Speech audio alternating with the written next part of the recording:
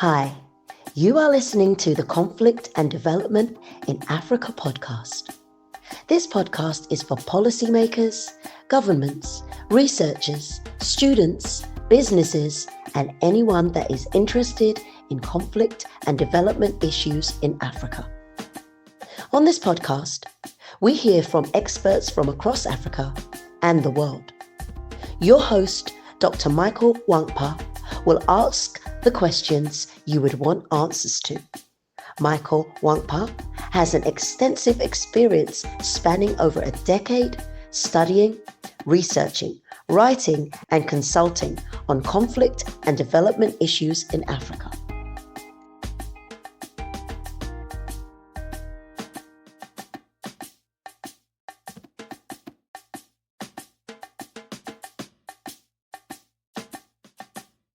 Hello and welcome to another episode of the Conflict and Development in Africa podcast. I'm your host, Dr. Michael Nwankpa. Today, we're going to be discussing the UK Labour-led government's Africa policy. I'm joined by a very special guest, Mr. Harry Bont. Harry is the Vice President, UK Cresville Strategy, and I think Harry is also a PhD candidate in one of the UK universities.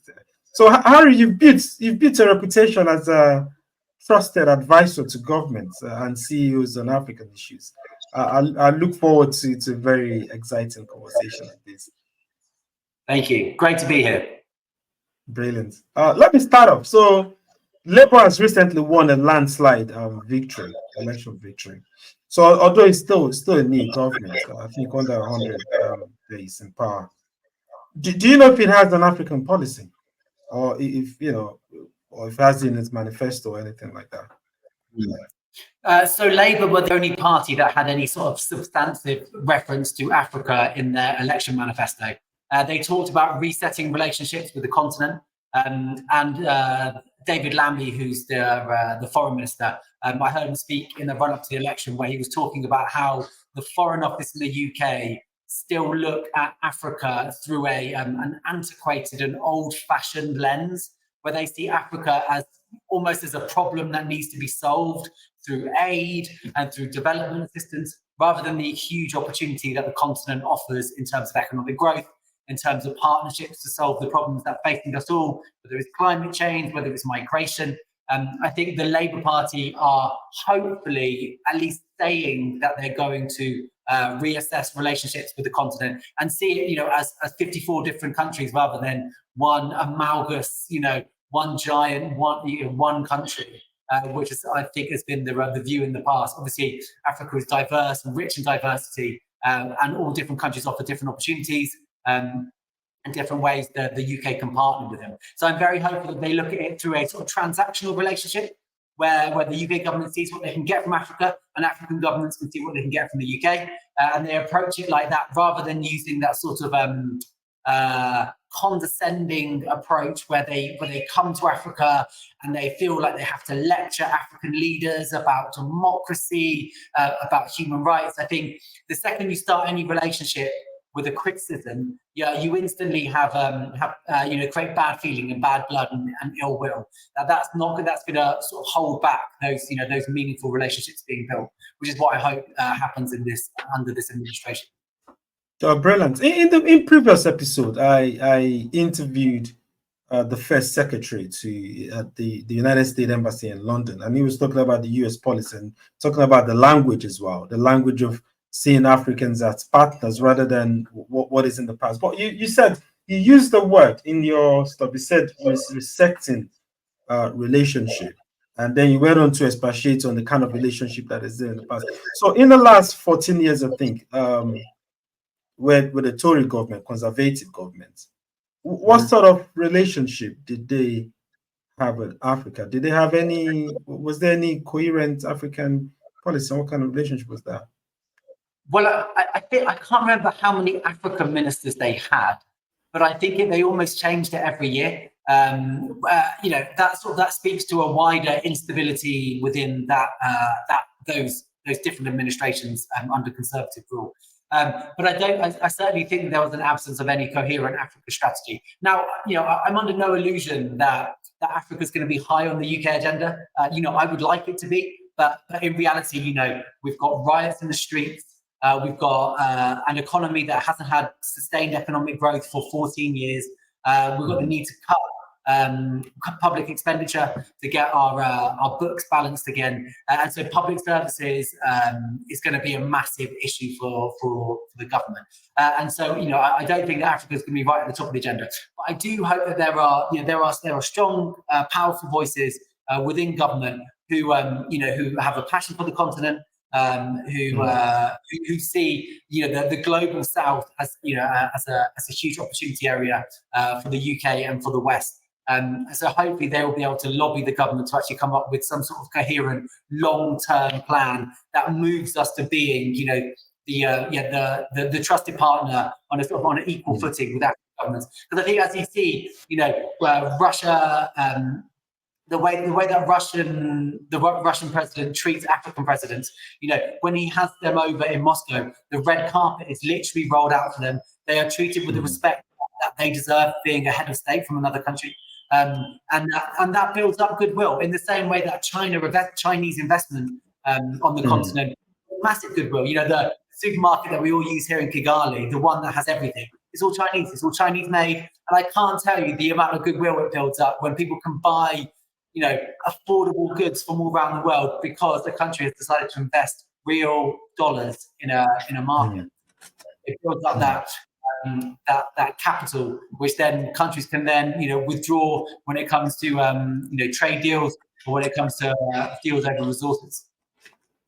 I'll come to that, the geopolitics and the difference in the West and the East Africa-Russia relationship. And I'll come to that in a minute. But you mentioned something very, very clearly in terms of the direction that the UK-Africa policy might take, in terms of like how Africa, in terms of what is going on in the globe. You talk about Ukraine. You talk about what's going on in Palestine and what priority might Africa receive. But then again, and then you talk about the riots on the street here. But somehow indirectly, it still ties down to you can't remove Africa from that equation. If you talk about Rwanda, where you're based right now, talk about the failed the UK Labour government has on the first day taken office squashed canceled the UK Rwanda migration deal. And even on the streets, the singular most polarizing issue in the UK is immigration or migration. So how do you resolve that? How do you reconcile that? Whilst Africa can be at the background, but yet Africa still features in the singular most contentious issue in the UK. Yeah, I mean, and it's one of the greatest challenges that the West faces is how do we address the increasing desire for people to move from the global South to the global North? What can we do one of the things that we're missing from the discussion about the UK-Rwanda migration partnership, I understand it's controversial, and I understand from a UK perspective that lots of people, particularly on the left of politics, didn't like it because they thought it was punitive. They thought it was endangering the lives of vulnerable people. And whether you agree with that or not, what the partnership did seek to do as well is add the economic development part of the equation. So it's one thing to have a deterrent, and people believe that we should have some sort of active deterrent to stop people from making these really dangerous trips and risking their lives. But we also have to have the economic development part of it. So the UK, there was a lot of coverage about the amount of money the UK was invested in Rwanda, and that was to stimulate economic development in Rwanda. And Rwanda hoped that would be a model which would then be adopted by other Western countries, where they do partnerships with these countries in the global South. And the partnership also involves huge amounts of economic investment here. We have to unlock the human capital on the continent. We have to invest in the infrastructure, which enables companies to outsource from the West to Africa. It's one of the most underutilized opportunities, I think, is outsourcing on the continent. I don't have to tell you, but the entrepreneurial attitude, particularly in Nigeria, but all across the continent, it's just not being maximized to the benefit of those countries, of these countries on the continent, but also to the West. And that's because we don't have the infrastructure here. We do in Rwanda, which is a blessing. And one of the reasons why I'm here is because it has that infrastructure, which allows you to run an international organization, an international business from here. But lots of other countries don't boast that sort of infrastructure. So in the West, we have to get serious about actually investing in these countries. We have to get businesses over that mental block which they have about the continent, where they see it through a prism which maybe never really existed, but certainly is at least 30 or 40 years out of date. It's that comic relief. There's wars everywhere, and and you can't live good lives here, which is that obviously absolute nonsense. We need to encourage our business leaders in the West to get over that, like I said, that psychological block, to actually start investing in the continent, and that's only going to be the only way that you stop the influx of people from the global south to the global north. We also have to mitigate, obviously, against the effects of climate change, which is a problem created in the West, but it is causing untold suffering, in Africa. And also, when it comes to that conversation, the hypocritical language used by Western countries when they talk about how African countries shouldn't extract the oil under their ground, they shouldn't extract the minerals under their ground. When they've allowed to get, they've got, the West got fat and rich of taking up, all of their resources and taking resources from the continent as well. But now, because climate change is obviously top of the political agenda, it's now up to the countries which haven't benefited from this development to not develop in the same way. It's like I said, it's completely hypocritical. Yeah, you've mentioned so many interesting things. I'll come back to the double standards in that. But one thing I want to address immediately is, like, in 2020, I think the UK, there was the first UK Africa Investment Summit in the UK, and that kind of like looks like a signal, a shift towards what you're talking about is important in terms of like economic investment in trade. And then you see the UK signing MOU with I think Sierra Leone, and also in terms of like sparking of this kind of like investments that I think they've talked about having British businesses in Egypt and some African countries like that. But there was supposed to be a second summit, which was supposed to take place in April of this year. I think that had been postponed. Do you think that is going to be continued with the Labour government? Do you think that is going to be the new direction? I mean, you have to decide on whether these summits are worth the effort and time. I also think it's ridiculous that we are having a UK Africa Investment Summit in London, not in one of the 54 countries on the continent. Again, here in Rwanda, it's the second most popular destination for events in Africa, and so countries like Rwanda, countries like South Africa, a whole host of other countries are more than capable of hosting these premier events. And also, it is forcing businesses to actually get on a plane and come and see it for themselves, because that's one of the problems. Is the reality on the ground is nothing like the myth in the media and the myth in movies, Western movies, where all you see is war, where all you see is poverty. You come here and you see the buzzing nightlife. You see the fancy restaurants where you can eat the best sort of food, Michelin star style food.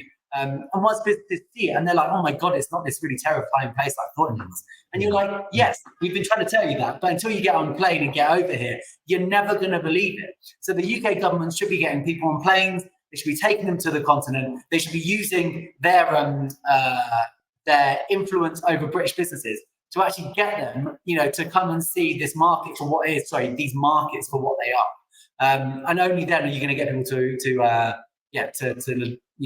take that next step and actually think about investing there. Because I think one of the things is people look at investment opportunities through a sort of purely economic and return on investment. But in reality, people want to know that countries are safe for their staff. They want to know that there's local employees who are skilled, that can be recruited for these companies. They want to know their money is safe here, that their money can be withdrawn when they want it to be. And all these things are only overcome when you actually see it for yourself, and you see the talent on the ground, and you see the infrastructure that's here. That's going to be the way that you get them to overcome these mental obstacles. You remind me of a recent event that happened. It was a female American comedian that had gone to Zimbabwe for the first time, and then she's they've got a supermarket here, and she was surprised that they have just what you just said, that they have a positive life, and and then she was saying, oh, I'm ignorant, what they've been fed with the media is like, this is full of poverty, full of and I do agree with you on. Because I've been to several conferences in Europe. There's the biggest African conference in Europe that happens every other year, and it's happened in European soil. And I used to feel like, why is it not happening in Africa? It should be happening in Africa. But one thing you mentioned is this summit, and I think, again, I don't know if you agree with this. We've seen, I think it's part of the geopolitical competition. So we've seen African leaders going to China, Africa summits. We've seen during the Obama administration, US, African. We've seen in Russia. Do you think this is just politics? There's no, genuinity in this. Well, I think they work when they are backed up by actual investment, and you can't argue that. That Russia and China, but also it's not talked about enough. But Turkish investment in Africa is surging, and it's not just investment in infrastructure, in roads, and in government buildings, in sports stadiums. If you can see out the window out behind me, you probably can't. There's the new Amahoro Stadium, which is I think it's one of the largest football stadiums on the continent here in Kigali. And it's 45,000 seater, and it's all FIFA approved, and that's partly funded by Turkish money, because they see the value in investing in things that's going to stimulate that sense of pride in the continent, that sense that the continent is moving in the right direction. And Turkey have also opened up huge amounts of embassies across Africa, so you're building up that diplomatic capital, those diplomatic channels that are going to ensure that these events turn from being just what I would say a talking shop, where people get together and everyone feels good, and then no deals are done, people go away, to actually meaning that things are tangible, they're real, that they lead to deals being done, not just MOUs being signed, because anyone can sign an MOU. So a memorandum of understanding, which is often used because people don't want to take that next step and actually commit to capital investment in other markets. So they'll sign an MOU, they can sign a piece of paper, it looks good on camera, but in reality, it doesn't actually the things actually being built. Whereas, much smaller events, and there's a few organizations that work on bringing British investors over for smaller summits in a particular country or a particular region, like the West African Anglophone region, because those markets have more similarities. So they'll bring investors over and they have substantive discussions rather than just photo calls and and nice big pictures for everyone to feel good about themselves. So yes, it can be part of it, but they have to have that additional follow up, which is going to lead to things actually happening. It's quite amazing. Like we've seen, I think there needs to be a very strong pragmatic shift. So if we look at what's going on in the Sahel and see how France and the US, they seem to have taken the biggest flack in the Sahel. But I think it's quite representative of the Western approach. It's kind of like a repudiation of the Western approach to like how development of issues has been done in Africa. And then, like you rightly said, we've seen Turkey, we've seen UAE, we've seen these middle kind of like powers, taking over. But what I want to say, why is it? Do you think the UK, like in the Sahel, for instance, did the UK escape? How did the UK escape that? Because the UK has a substantial level of investment or whatever in the Sahel as well. In all honesty, I don't actually know how much money the UK has invested in those countries, but clearly, obviously, because of the historical connection, it's the French. It's a reaction to what is seen as the legacy of colonialism in that part of Africa, where those still felt economically tied to the French, to France, in a way that those populations didn't want to continue any longer. But I also think it forces countries in the West to decide, how do we want to do business on the continent? Do we want to withdraw our diplomatic relationships? Do we want to withdraw investment and exclude and isolate these countries because they've chosen a different form of government? Some might say it was forced upon them by the military, but I think seeing the reaction on the ground, it felt like there was at least some degree of popular support for what has happened in the countries that have had coups recently. And you look at Senegal, where they obviously haven't had a coup, but they've had a similar political awakening, but through the ballot box this time, where a new generation of leaders, have come into power with a clear sort of nationalist mandate, where they want to ensure that any international deals that are being done, by international companies in the country, firstly benefit Senegalese first and foremost. They were saying that they were going to review all the big deals that have done recently with international companies to make sure that it actually does benefit Senegal as a whole, rather than just an elite group at the top and the foreign investors. So we have to work out: do we want to come to these countries with a sort of judgmental approach, which is one way of doing foreign policy, or do we want to be much more pragmatic? Work with the people that are in power at the time without publicly chastising them for who they are and for what they're doing. Because at the end of the day, countries are going to choose their own path, and they've got plenty of other partners around the world who aren't going to apply that human rights lens. So we have to decide, do we want to be left out because we are putting values before value, if you like, or do we want to put aside our own personal views about human rights, about democracy, and just get on with doing business and helping to stimulate development on the continent, which will ultimately benefit the West, as all the ways we were saying before when it comes to migration, and also when it comes to global economic growth. Africa is the future. 70% of sub-Saharan Africans are under the age of 30, something like that, which is it's insane. It is where future economic growth is going to be driven, and certainly the eastern part of the world are seeing that, and they're investing here without any strings attached.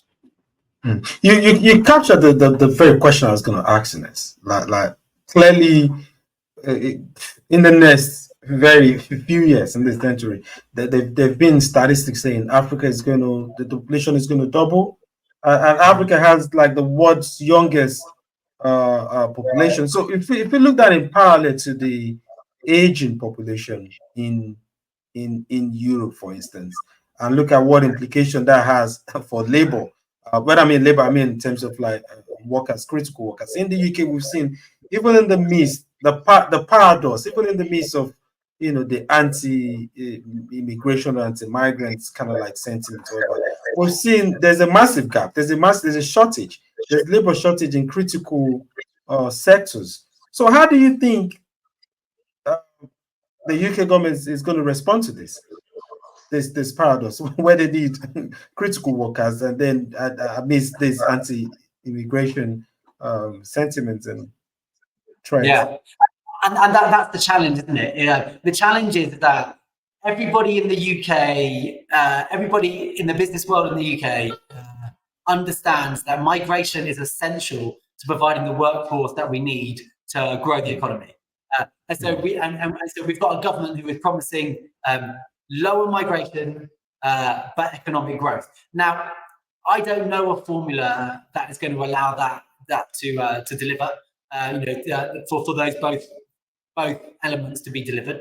Perhaps there is, and perhaps the Labour Party are going to find a way of delivering that. But in reality, migration is it's an essential part of the modern world and modern economies. But I do think that the outsourcing part of this equation is something that could certainly help to marry those two objectives. In that, if we financially incentivize British companies to invest in outsourcing certain jobs, the jobs that maybe can't be filled to some degree, or can be filled in the UK, but they are lower skill jobs. If they can be outsourced for good wages to the continent, then you might encourage the people that might be thinking about making the awful journey to not make that journey, because they can sit at their computer and they can do the work that they would do in the UK, but without having to take those risks, and we're still being around their friends and family. Just because people are moving to the UK doesn't mean that they actually really want to be there. They want the economic benefit of being there, but they still want to live in the countries where they're from. They want to live amongst their families. They want to eat the food that they're used to eating. But there's just not those opportunities, because we've hoovered up all of the financial power in the West, and then we are not taking the actions to share it reasonably with the countries that haven't had the benefits of the industrialization like we did.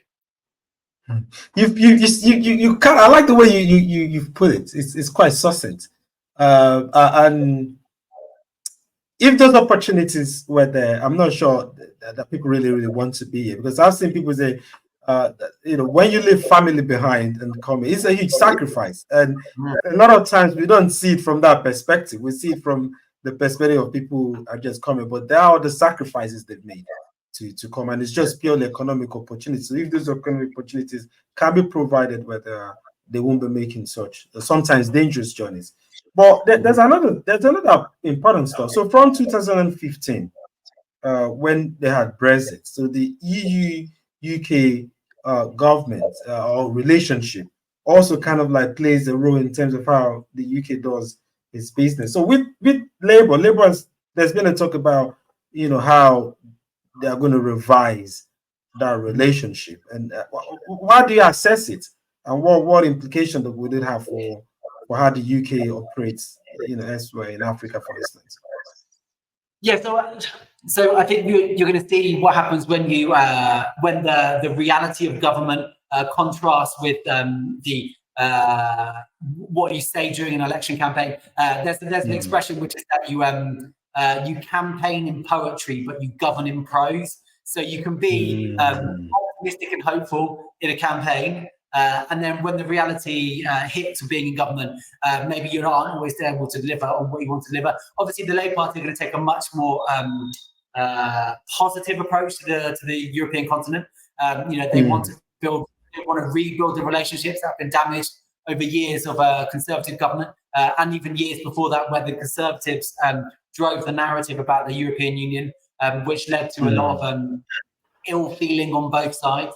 So maybe the Labour Party are going to be able to sort of reset those relationships. But when it comes to actually getting better trade deals, the European Union are canny negotiators. They're not going to give away parts of give access to the continent's market without then forcing the UK to take a degree of rules imposed from the European Union, because the European Union doesn't want to send a message to other European Union states that you can leave the EU, it's fine, because you're still going to get great trading relationships with us. There has to be a consequence to leaving the partnership. You can't get all the good side of things, but not have to deal with any of the more challenging side of things, like freedom of movement, which is certainly a challenge for the continent. So, so we have to see how a more positive, friendly approach can actually lead to any tangible differences. But I don't think it's certainly not a sure thing that that's going to be successful. And what does that mean for Africa? I think the EU are probably more proactive than the UK when it comes to projects in Africa. They seem to be striking a better balance at both publicly, stating what their aspirations are for the governments of certain African countries and for human rights, while also still doing business, for want of a better phrase, with these governments. So I think you see the EU on the ground in a lot of places, and the EU are very good at putting their flag on things. So so you see when a project's been delivered by the European Union, and that's that goodwill. But I still think that Western countries, and that includes EU countries, are still stuck in a sort of an old-fashioned view of the continent. And so until they've rectified that, they're never going to really maximise the opportunity that this continent holds. I agree with you. I'm going to come to the last question, which is going to be more like for you to project. But before then, what are UK's strategic interests in Africa? What do you think it is, and how can there be a mutually beneficial relationship between the UK and African countries? Yeah. So the Labour parties, they're staking their electoral future on getting economic growth, fixing UK public services, and on tackling small boats and getting immigration numbers down. Those are going to be the three things that are going to count when it comes to the next election. And as you said at the start of the programme, yes, the Labour Party won a big majority, but it's a very broad but a very shallow majority. What that means is, yes, they won a lot of seats. They've got a lot of MPs, but lots of those MPs were elected with 10, with 100, or certainly less than 1,000 majorities, which means that these seats could shift very easily back to being Conservative seats in the next election, particularly if Reform, the party on the right of UK politics, don't do as well in the next election as they did in this election, which really split the vote. So Labour have to deliver economic growth, they have to sort out public services, and they have to tackle immigration. Now, the continent offers solutions to all of those problems. As I said before, the future of economic growth, global economic growth, is in Africa. 70% of the continent are under the age of 13. The median age on the continent is 20. If the UK can activate those populations to stimulate UK economic growth and global economic growth through the investments that we were talking about in infrastructure, in skills, in training, and get our businesses outsourcing to Africa, then we're going to see the economic benefits in the UK and on the continent. So that's one thing. But also, obviously the Rwandan Migration Partnership is no longer UK government policy, but that shouldn't cover up the fact that the UK are going to have to work with countries on the continent, all across the continent, to tackle the push factors that are forcing people to, that people feel forced to leave their countries to make these perilous journeys. So that's the economic development piece. That is the skills and education part of the equation. But they also have to deal with the pull factors to the UK, and so they have to come up with deterrents that work, and come up with a way to quickly move people back to the countries where they came from if they have no right to be in the UK. And that's only going to be through grown-up relationships and grown-up conversations with countries all across the continent. And when it comes to public services, you only have to enter an NHS hospital to see that they are staffed by immigrants. Obviously, they are staffed by British people, by British-born people as well. But immigrant labour is the backbone of the NHS, and it's the backbone of many other public services. So how can the Labour Party get a grip on overall immigration numbers while still bringing in the skilled workforces that ensure that people are treated well in our hospitals, that our trains run, that our roads are well kept. It's all thanks to immigrant labour. So we have to find a way. The UK government has to find a way of squaring the circle of lower immigration numbers, but also still getting the skilled workforce. And Africa is perhaps one of the best markets to attract that labour, to come and fill those jobs. So the continent, I think, is integral to Labour delivering their promises, but we'll see whether they understand this. Okay, let's conclude on this note, and that is still, I think you've touched upon it. So if you're tasked with with designing or crafting UK Labour's African policy, what would that look like? So it would look like meaningful engagement with all African countries based on transactional relationships where we align what we want in the UK with what African countries want. And that means taking a much more pragmatic, less judgmental, less values-based approach to our foreign policy. We have to fight the temptation, the British government has to fight the temptation to give in and give undue power and influence to a minority of lobby groups, or political lobby groups, who some of these human rights organisations are. It's not saying that they've got important roles in the world for sure, but but they shouldn't dictate UK foreign policy, and they shouldn't dictate anyone's foreign policy. So the UK government has to decide whether they want to approach it through the human rights NGO lens, or whether they want to approach it through a pragmatic economic lens, where we raise up African countries through meaningful, real investment, both in unlocking the human capital and also the infrastructure on the continent. Whether we deliver those relationships in a way which benefits both the continent and the UK. That's going to be how we decide the future of our relationship, and whether we can make it work for the UK government. So if I was designing it, I would say we have to have more feet on the ground in Africa. We have to have African ministers empowered to actually go out there and build these relationships on the continent. We have to have trips from serious UK politicians to the continent where they meet with serious people, and they have substantive discussions that then lead on to actual deals being done. We have to roll out the red carpet each and every time an African leader comes to the UK. It is shameful that when an African leader comes to the UK, they are not automatically given a meeting with the UK Prime Minister. That's got to change, because that sends exactly the wrong message, and that's left a gap which is being filled by other leaders outside of the West, who are treating African leaders with respect that they deserve.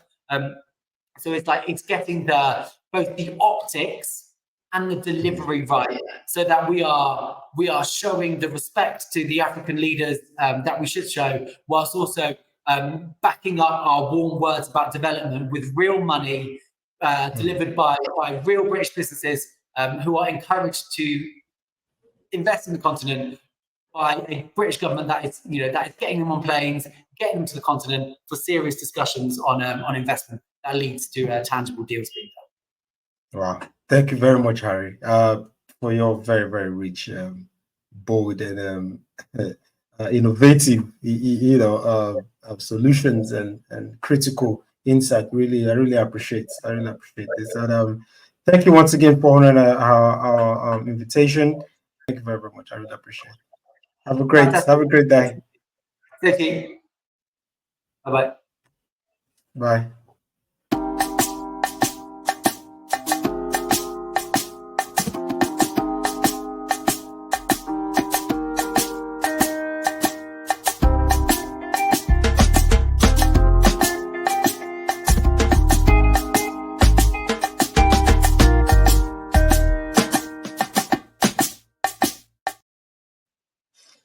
Thank you once again for tuning in to another explosive and exciting episode on the UK Labour-led government African policy and what that will look like. Join me again to thank our guest, Harry Bonds, for his rich insight into the subject. Implore you to join me next time for more exciting episodes. For now, stay blessed, and I'll see you soon.